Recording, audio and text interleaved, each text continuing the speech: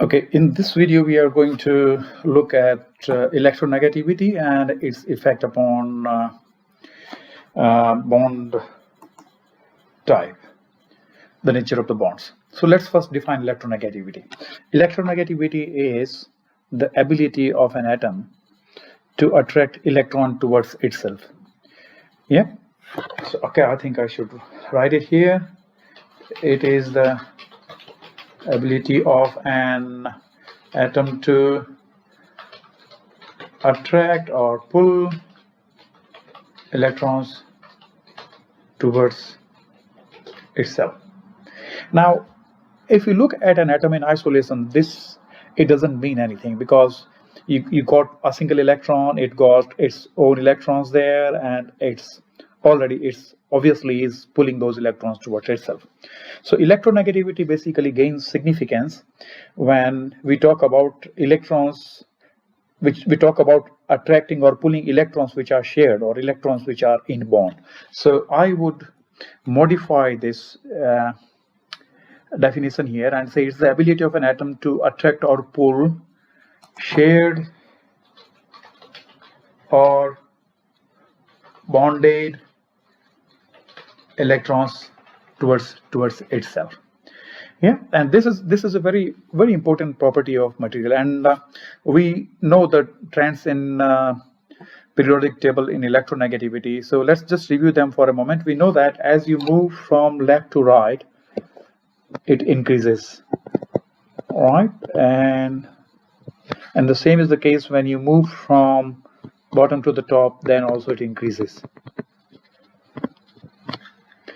That makes fluorine as the atom which has got the highest electronegativity. Now, electronegativity, if you look at it, it's a subjective quantity. It cannot be quantified, but an effort was made by one scientist, one chemist called Linus Pauling. I hope I'm saying the name right. Linus Pauling, and he gave numbers to all the elements. Basically, he defined a scale, and in that scale, he gave numerical value of electronegativity for each of these elements. And the table is here. You can see that these numbers here are the electronegativity as measured on Linus Pauling scale, and fluorine here is the most electronegative element. Yeah, I think I'll stop discussion on electronegativity here, and let's go back and look at bond polarity. So when we look at ionic compound, ionic substance, ionic bond, what we see is that suppose we have this ionic bond here, and A plus and Cl minus, and these two ions are attracted towards each other, and they are strongly held together. If you look at this, we got two ends of this bond. One end of the bond is positively charged, other end of the bond is negatively charged. Now, these kind of bonds which are sort of polarized, which has a positively charged end and a negatively charged end, are known as polar bonds. So ionic bond is a polar bond.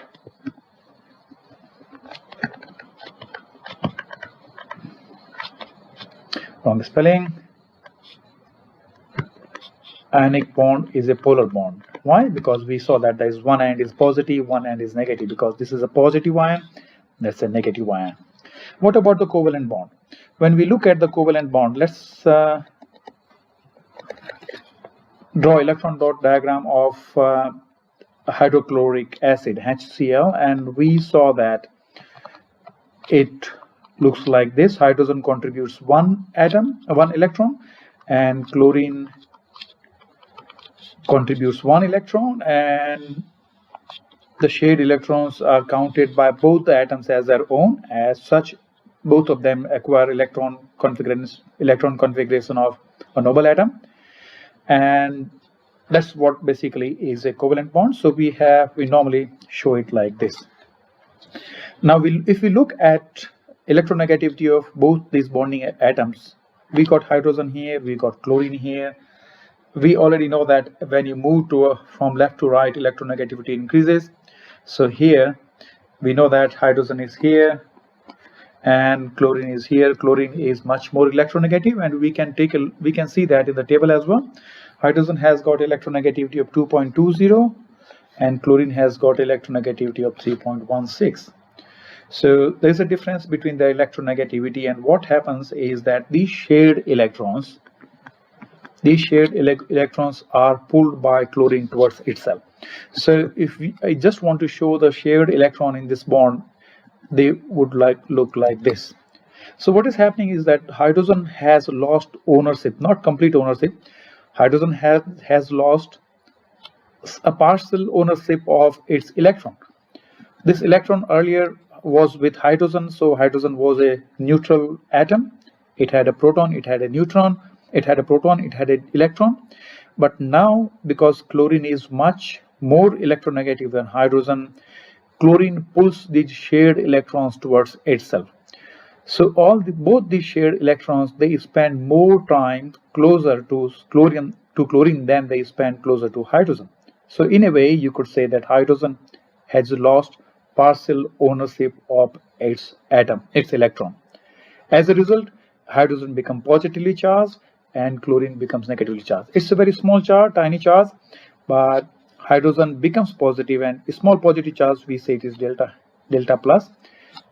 In fact, this delta is written there, delta plus, and chlorine becomes acquires a partially negative charge. So what is happening is you got a covalently bonded atoms there, but again the sharing of electron is not equal. You got unequal sharing. Chlorine acquires more ownership over hydrogen's electron, and that makes this bond as a polar bond. So this kind of bond is known as polar covalent bond. So we have ionic bond, we got polar covalent bond. Now another case that we can look at is case of chlorine and chlorine. When chlorine and chlorine combine, both of them need to share one electron. You can look like this. So you got this chlorine got 8 electron and that chlorine got 8 electron, and they share 1 electron each, and the bond can be shown like this. Now both the parties in this bond are equally electronegative, so the shared electron remains exactly in the middle of these two atoms. As such, none of these atoms loses any kind of ownership, and as a result, this kind of bond is non-polar because none of these acquire positive and negative charges. So that is known as a non-polar compound. Sorry, wrong spelling here. Non-polar covalent. So we got 3 kind of bonds here, 3 kind of bonds: ionic bond, polar covalent bond, and non-polar covalent bond. Now I want you to look at these questions here, and I want you to answer them. Pause the video here for a moment while you work, not for a moment, you pause the video while you go through these and then answer these questions. Okay, so we can go to electronegativity and its effect now on bonds. So let's revisit our ionic bond. In ionic bond, what is happening is one atom transfers its electron to the other atom. Yeah, well, we'll take the case of sodium chloride, which we have seen in previous videos as well. You got sodium here, you got chlorine here. Sodium gives the electron to chlorine. In the process, sodium becomes sodium plus ion and cation, and chlorine becomes chlorine minus an anion, and then they are rigidly held together with each other. Now when you look at this, that sodium has donated electron to the chlorine, or you could say that chlorine has taken an electron from sodium, can you interpret this in terms of electronegativity? I want you to pause the video here for a moment and think, how can you relate or how can you interpret this thing in terms of electronegativity? Okay, so what is happening is, let me ask you this. Sodium is here. Sodium is donating 1 electron to chlorine. Which of these would be more electronegative? Obviously, chlorine is more electronegative. Why? Because chlorine is able to pull electron away from the sodium. So sodium is not that powerful.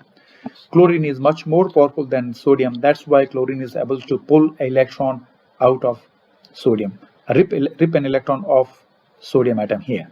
So chlorine is much more electronegative, and that's why we get an ionic bond here. Then we look at the covalent bond again. We just looked up here. We saw that there's a difference in electronegativities of hydrogen and chlorine here, and that's how we got a polar covalent bond. And here the difference in electronegativity was very small, so we had a non-polar covalent bond. Now that is a easy thing to see here, but can you sort of give a statement here saying how electronegativity determines the type of the bond? Okay, I want you to pause for a moment and think about this, and then I want you to look at this table here. This table tells you that the difference in electronegativity of bonding atom is very small. If it is less than 0.4, again we are talking about 0.4 here on Linus-Pauling scale. So if on Linus-Pauling scale the difference in electronegativity of bonding atoms is less than 0.4, then it will be a non-polar covalent bond. If the difference is between 0.4 and 1.8, then we have a polar covalent bond. Like this is the case that we saw earlier, HCl, and it was a polar covalent bond. And the difference is very small. We looked at chlorine-chlorine bond. The difference is 0 here, so we had a non-polar covalent bond. And the difference is large. Electronegativity, one atom is much more electronegative than the other one. Then that more electronegative atom would pull the electron away from the other one, from the weaker one, and there will be complete transfer of electron, and what we get would be an ionic bond. Okay, now I want you to go back to the question, this question here, and answer these questions again a second time, but this time I want you to take into account, I want you to calculate the difference electronegativity first in each of these, and then write your answer. So I'll write delta electronegativity here. So from the table you need to write electronegative difference here, and then you need to determine here what kind of bond is it. Is it a polar bond or non-polar bond? Is it ionic bond or non-polar covalent bond or polar covalent bond? And that's where we'll stop today.